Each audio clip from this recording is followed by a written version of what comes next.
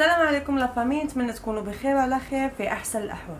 مرحبا بكم في هذا الفيديو التوعوي اللي هو تكميله مباشره الفيديو اللي درنا قبل على الخدمه في الهند والفرص اللي كيجيو بعروض مغريه، واللي مازال ما تفرجش فيه كيدخل القناه غادي يلقاه، حيت بجوج مرتبطين مع بعضياتهم.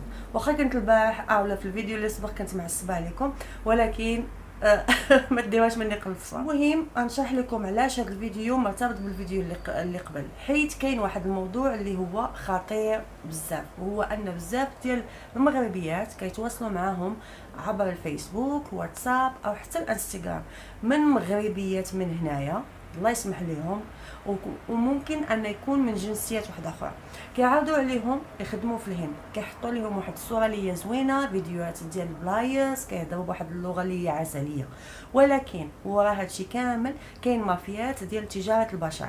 هادو ماشي غير سماسره، هادو شبكات كتعرف كيفاش تلعب مزيان على احلام ديال البنات اللي باغيين يبدلوا حياتهم، سواء كانوا مغربيات او من جنسيات عربيه واحده اخرى. ولكن قبل ما نبدا الفيديو ما تنساوش تشجيعكم ليا بالضغط على زر الاعجاب، الاشتراك بالقناه وتفعيل الجرس باش يوصلكم اي جديد. أنا مغربية في الهند العجيبة، ألوان وروائح، حكايات غريبة. اول حاجه اللي ممكن انني نهضر عليها هي شنو هي الفرص الحقيقيه اللي ممكن تكون في الهند. باش نكون واضحه معكم، الهند ماشي بحال دول الخليج، ما هنا ما كاينش هذاك السيستم او الخدمه ديال البيوت الكلاسيكيه اللي معروفه في السعوديه او الامارات.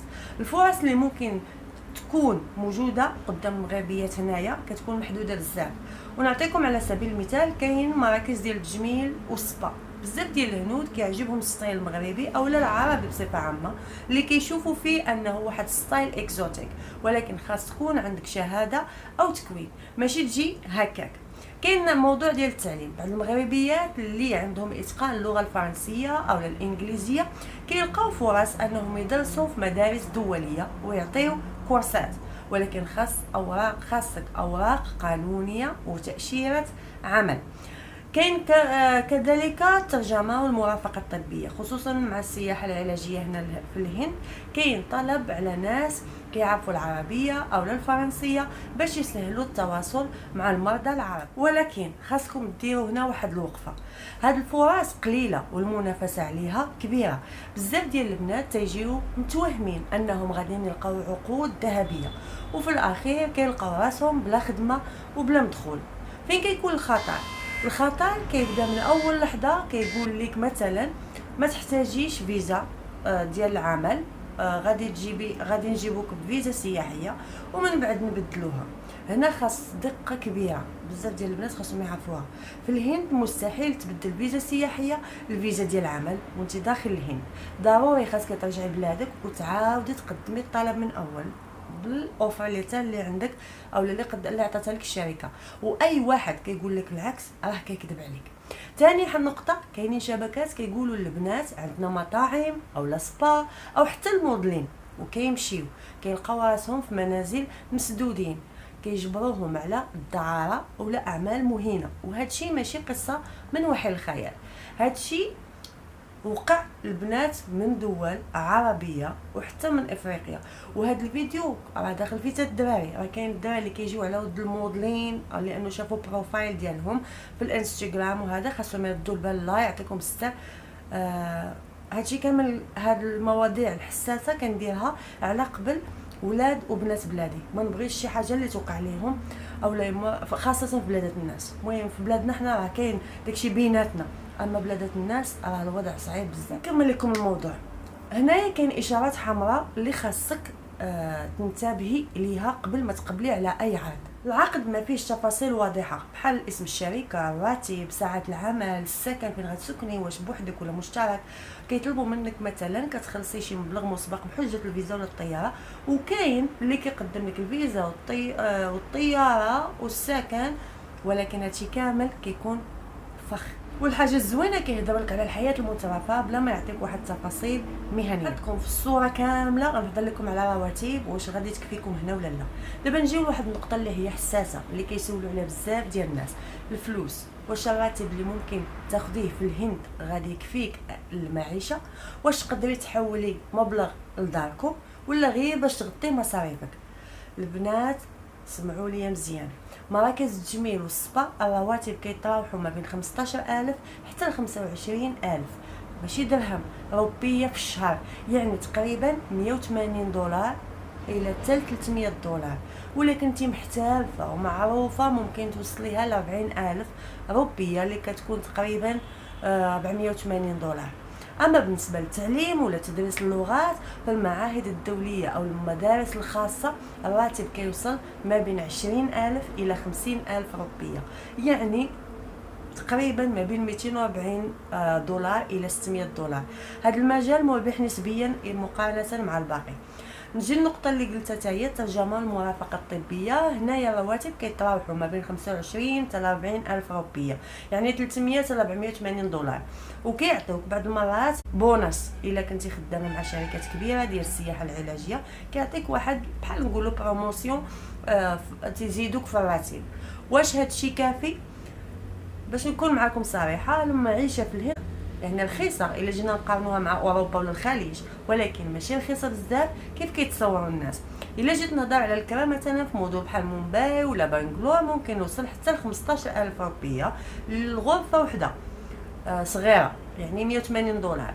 اما الا جيت نهضر على الماكله الترونسبور الانترنت ممكن يزيدوا 10 حتى ل 15000 روبيه وحده اخرى.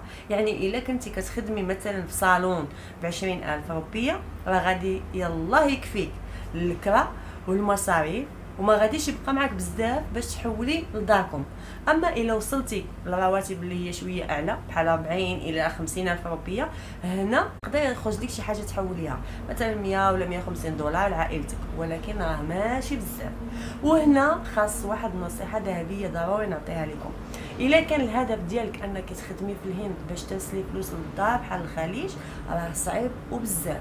الهند ماشي بلاد ديال تحويشه ولا ديال السيفين، الهند تنفعك تكسبي خبره وتفتحي علاقات تعلمي لغه جديده، ولكن الا جينا نحسبوها بالريال او ماديا الربح محدود وبزاف. ايوا الا خاصك تدخلي الهند وانت عارفه بان غادي تعيشي وتغطي مصاريفك وممكن توفري شويه صغير، ولكن ماشي بحال واحد في الامارات ولا قطر ولا السعوديه اللي كيصيفط الاف الدراهم شهريا لدارهم. اما بالنسبه للقانون هنا في الهند عندها واحد القوانين صارمه بزاف ديال الاتجار بالبشر، ولكن في الميدان الواقع صعيب. البوليس هنا ممكن يتحرك غير الا كان عندك دليل قوي او جهه رسميه اللي كتساندك. يعني الا جيتي طويله وما عندك حتى معارف ولا توراق غادي تكوني ضعيفه بزاف قدام اي مشكل. هنايا حتى هي غادي نعطيكم واحد النصائح ذهبيه لخوتي المغربيات. قبل ما تقبلي اي عرض سيري للسفاره الهنديه في الرباط ولا في القنصليه الا كنتي انت في شي دوله واحده اخرى وسولي واش الشركه اللي عارضين عليك تخدمي معاهم عندهم ترخيص، لانه كاين بزاف ديال الشركات هنا في الهند ما مسجلينش بالدوله وما عندهم حتى شي ترخيص. هاودني ودي البال، ما تمشيش بوحدك اول مره الا كان ممكن يرافقك شي واحد، ولا على الاقل خلي عنوانك والصور ديال العقد عند عائلتك. كاين عاوتاني جروبات ديال المغربيات في الهند في الفيسبوك في الواتساب ممكن انك تدخلي لعندهم تسوليهم. البنات ما غاديش يقصروا من ناحيتهم، اللي عارفه شي حاجه غادي تجاوب وكيعاونوا بعضياتهم. نزيد نقطه واحده اخرى، ما تعطيش جواز سفرك لحتى واحد واخا مع شكون كون، واخا يكون صاحب الشركه بحد ذاته. جواز السفر هو حياتك، وخليك دائما مرتبطه بالانترنت وعائلتك تعرف خطوه بخطوه. دابا نجي الى حتى وانت لقيتي خدمه مزيانه خاصك تعرفي ان الهند ماشي سهله، قلتها قبل في الفيديوهات، الهند ماشي سهله، الثقافه مختلفه، اللباس، الماكله، الدين، حتى طريقه التعامل مع العيالات. بزاف ديال المغربيات كيتفاجئوا بالصعوبات، باش ما نغطيش لكم الشمس بالغربال، الصوت ديال الطوبيسات، الزحام، الحراره، وحتى العنصريه ممكن انك تواجهها في بعض البلايص. انا اليوم كنشارك معكم هاد التفاصيل، اولا من نهار بديت القناه ديالي كنشارك معكم تفاصيل كثيره، ولكن في هذه المواضيع اللي هي كتكون اجتماعيه تنبغي انكم تكونوا عارفين الطريق من الاول، ماشي باش نخوفكم من الهند، لا، الهند فيها الايجابي والسلبي، الهند فيها فرص، ولكن خاص الوعي.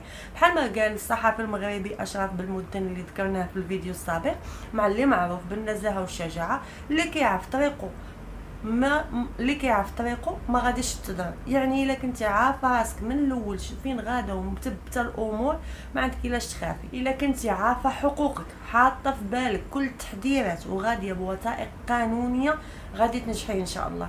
اما الا مشيتي غير بالنيه وبالحلم كما وقع بزاف، كيجيو فيزا سياحه وتستغلوا تيقولوا ما نضحكوا غادي نبدلوا لكم الفيزا، هادشي ما كاينش البنات، ما كاينش. غير تجي بالحلم ديالك غادي تلقاي راسك وسط شبكه ديال النصب، او حتى ممكن اسوأ اللي هي تجاره البشر. هادشي اللي بغيت نقول لكم، والعائله ديالي هادشي اللي كان. واخا الموضوع طويل وخطير مهم بزاف، خليو لي تعاليقكم لتحت. واش سبق عرضوا عليكم تخدموا في الهند؟ واش كتعرفوا شي قصص ديال بنات طاحوا بحال هاد المصايد؟ خليونا نسمعوا منكم باش نوصلوا الصوره كامله. وطبعا ما تنساوش تبارطاجيو هذا الفيديو مع صحاباتكم وبنات العائله، راه عارفين الموضوع، راه ممكن كلمه واحده منكم تنقذ حياه انسانه.